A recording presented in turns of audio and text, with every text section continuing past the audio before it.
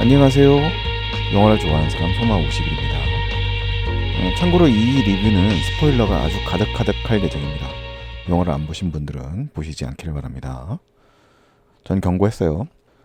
엄밀히 말해서 라스트 레터는 러브레터의 속편은 아닙니다. 이 영화 라스트 레터의 어느 장면에서도 러브레터에서 그렇게 많이 언급되었던 이름 후지 이츠키의 이름은 발견되지 않습니다. 하지만 이 영화에는 러브레터의 거의 마지막에 사랑의 결실을 이루었던 성인 남녀 주인공 바로 나카야마 미호와 토요카와 에치시가 카메오처럼 불쑥 등장하는 장면이 있습니다. 하지만 이들의 행색이 심상치는 않습니다. 러브레터의 히로인이었던 그렇게 오겐키 데스카를 외쳤던 나카야마 미호는 센다이의 뒷골목에서 작은 술집을 운영하고 있습니다. 삶에 아주 찌들 대로 찌든 표정이죠. 더 상태가 나쁜 쪽은 남자 쪽입니다. 러브레터에서 죽은 남자를 그리워하던 나카야마 미호 곁에서 계속 지켜주던 든든하기 짝이 없었던 인물 토요카와 에치시는 이 영화 속에서는 도저히 신뢰할 수 없는 무책임한 남자로 등장을 합니다. 그는 이 영화 속 등장인물 모두와 관련이 있지만 영화 속 현실 속에서 부재한 미사키의 죽음의 실질적인 원인을 제공한 사람이죠. 하지만 아무런 책임을 지지 않을 뿐만 아니라 죄책감마저 없는 사람입니다. 심지어는 비난하기까지 하죠. 러브레터와 라스트레터 약 25년 전에는 그토록 든든했던 이 남자 왜 이렇게 변했을까요? 물론 러브레터와 라스트레터 두 편의 영화에서 토요가와 에츠시가 연기하는 캐릭터는 서로 다른 사람들입니다. 하지만 러브레터와 라스트레터의 각본과 연출 모두 이와이 슌지가 담당했다는 점을 기억해보면 그런 그가 굳이 러브레터의 두 주인공인 토요가와 에치시와 나카야마 미호를 캐스팅해 이 장면에 밀어넣은 것은 반드시 이유가 있을 것입니다. 1995년의 러브레터, 2020년의 라스트레터, 그 시간 사이 이와이 슌지는 2011년 동일본 대지진에 관련된 다큐멘터리를 만들고 일본 정부와 사회에 대한 비판을 멈추지 않았습니다. 그건 지극히 낭만적으로만 보이는 이 영화 라스트레터 역시 마찬가지입니다. 그 시간의 간극만큼이나 이와이 슌지는 나이가 들었고 그는 지극한 노스텔지어의 감성 위에도 기성세대에 대한 절망감을 이 영화 속 곳곳에 반영하고 있는 것입니다. 철학하고 무책임한 기성세대로 러브레터의 두 주인공을 등장시킨 것은 그 단적인 예가 아닐까요? 라스트레터는 분명히 러브레터를 의식하고 있는 영화이고 러브레터와 비교해서 보면 몇 배는 재미가 있는 영화입니다. 두 편의 영화는 모두 장식장에서 출발합니다. 하지만 러브레터에서 이미 부재한 존재들은 사고사나 병사한 것이었고 그건 어쩌면 인간의 인생사에서 당연한 일일 수도 있습니다. 반면 라스트레터에서는 망자인 미사키는 자살로 생을 마감한 사람입니다.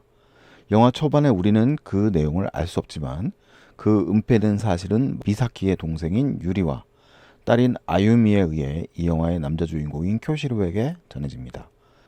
즉 이 영화는 은연중 은폐된 진실에 관해서도 꼬집고 있는 영화입니다. 후쿠시마의 이후의 현실을 살고 있는 일본인들에게 은폐된 진실이라는 문제는 항상 화두가 아닐까 싶은데요.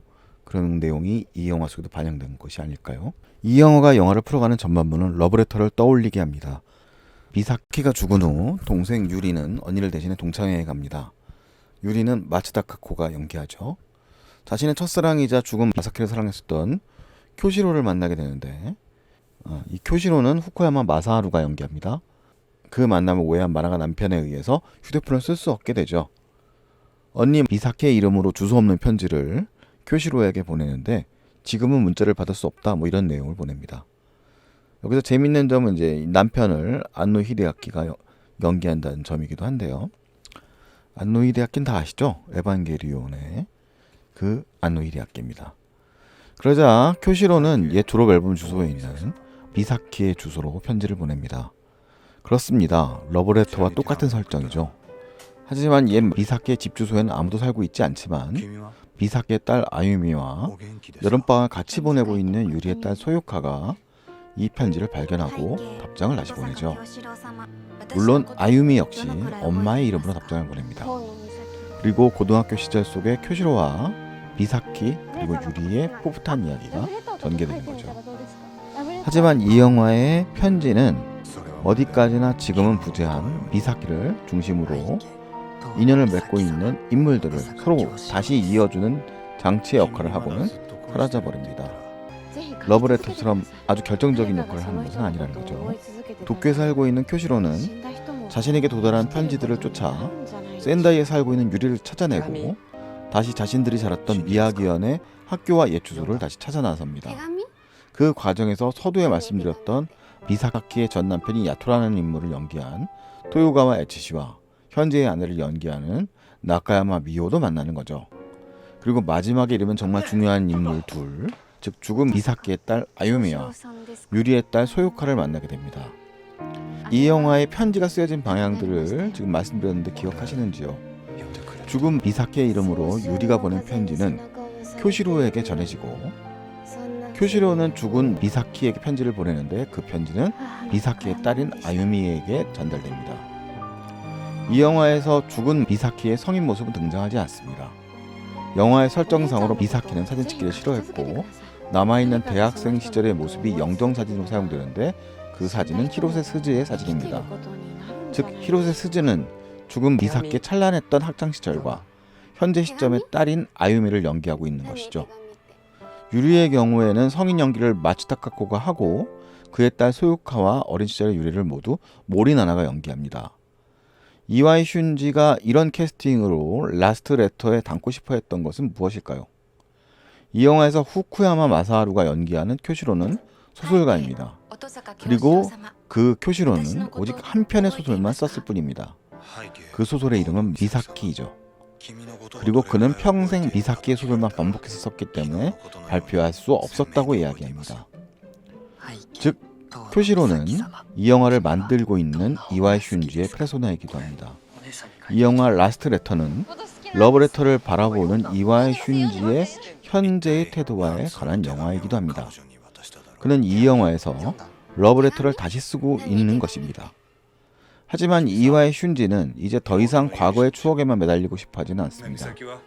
쿄시로는 미사키의 죽음을 뒤늦게 알고 센다이 학교를 찾았다가 자신이 사랑했던 미사키와 똑같이 생긴 아유미를 만나고 영화의 거의 끄트머리에서야 죄를 올리고 눈물을 흘립니다. 그는 그제서야 미사키와 이별을 할 수 있는 것입니다. 그는 이제 소설을 다시 쓸 수 있을 것입니다. 우리는 러브레터를 기억하고 있습니다. 러브레터 속의 주인공 나카야마 미오는 오켄키 데스카라고 서론을 외치면서 자신이 죽은 연인이었던 후지 이츠키와 완전히 이별한 다음에 다시 사랑을 시작할 수 있었죠. 즉 라스트 레터에서 쿄시로 역시 미사키에게 완전한 이별을 고한 다음에 다시 시작할 수 있는 것입니다. 즉 라스트 레터는 러브레터에 대한 이와이 슌지의 작별 인사일 수도 있는 것입니다. 그 특별한 작별 인사가 있은 후에 남겨진 아유미는 죽은 미사키가 가지고 있었던 쿄시로의 흔적들을 보여줍니다. 그건 25년간 계속 보내졌던 러브레터이고 그건 미사키 그리고 딸 아유미가 지옥 같았던 삶을 견뎌올 수 있었던 힘이었던 것이죠. 영화 속에서 쿄시로는 자신의 유일한 소설 미사키에 사인을 3명의 여성에게 해줍니다. 한 명은 나카야마 미오가 연기하는 아토의 현재의 처로서 과거를 상징하는 인물이죠. 그리고 히로세 스즈가 연기하는 아유미에게 사인을 해줍니다. 그녀는 미래, 즉 후대를 상징합니다. 마지막에 유리를 연기하고 있는 마츠타카코에게 사인을 해주죠. 그녀는 아마도 현재를 상징하고 있는 것 아닐까 싶습니다. 영화의 마지막 장면에서 쿄시로는 유리를 만나 이제는 폐건물이 되어버릴 모교의 사진이 담긴 앨범들을 건네줍니다. 그 앨범 속에는 미사키의 유리의 아이들이 반짝이는 모습으로 담겨져 있죠. 이와이 슌지의 이런 연출은 처절한 실패를 맛본 기성세대와 달리 후대 세대들에게 제발 삶을 사랑하며 버텨달라고 하는 간절한 메시지처럼 느껴집니다. 러브레터는 홋카이도의 겨울을 배경으로 한 영화였습니다. 라스트 레터는 센다이의 여름을 배경으로 한 영화입니다. 이와이 슌지는 미야기현 센다이에서 태어나서 자란 사람이고 후쿠시마는 그가 자란 센다이에서 불과 70km 정도의 거리입니다. 일본의 대도시 중에서 센다이가 후쿠시마에 제일 가까운 대도시이죠. 아마도 그의 어린 시절을 가득 메웠던 찬란한 센다이의 여름은 이제는 제대로 펼쳐지지 않을 것입니다. 그건 센다이 시의 뒷골목에서 이미 망가져버린 어른으로 분한 토요카와 에츠 씨의 모습과 겹쳐지죠. 이 영화에서 사운드를 쓰는 방식 역시 재미있습니다. 한여름의 센다이의 시골을 메우는 것은 시끄럽다고 느낄 수준의 매미 소리입니다. 반면 쿄타로가 문제적 인물 아토, 토요카 에츠 씨가 연기하는 그 인물이요. 아토를 만나는 센다이의 뒷골목은 야구 중계 소리가 시끄럽게 쏟아져 나오죠.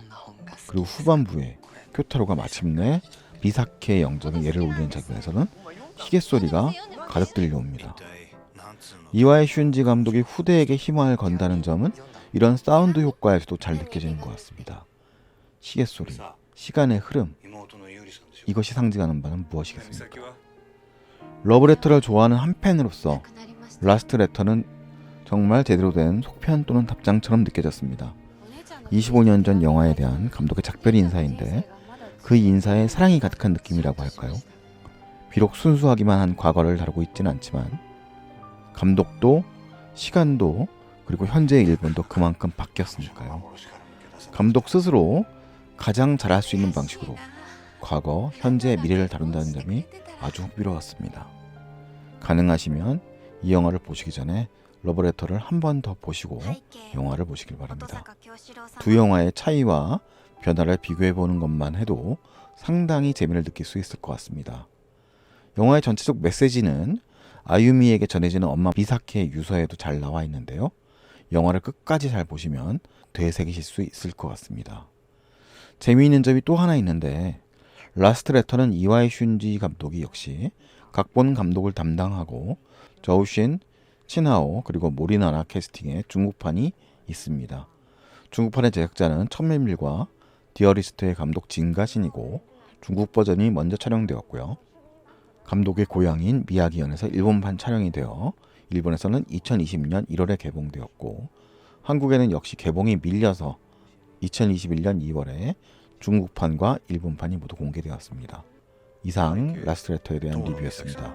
저는 소마 50일입니다. 그럼 안녕히 계십시오. こちらに手紙を送ったら届くでしょうか。君はお元気ですか。返事書いて送ってみない。背景音坂京志郎様、私のことどのくらい覚えていますか。遠野美咲です。お姉ちゃんのこと好きなんですか。ラブレターとか書いてみたらどうですか。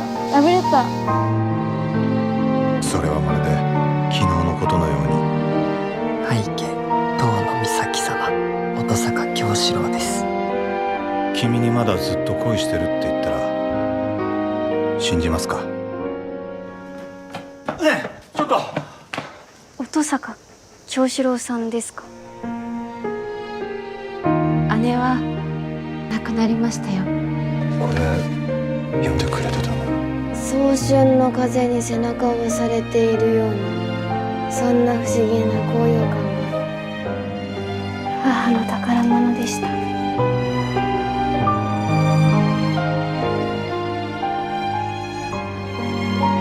お姉ちゃんのことぜひ書き続けてください。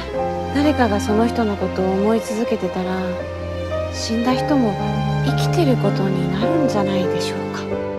手紙読んだ？手紙？何手紙って。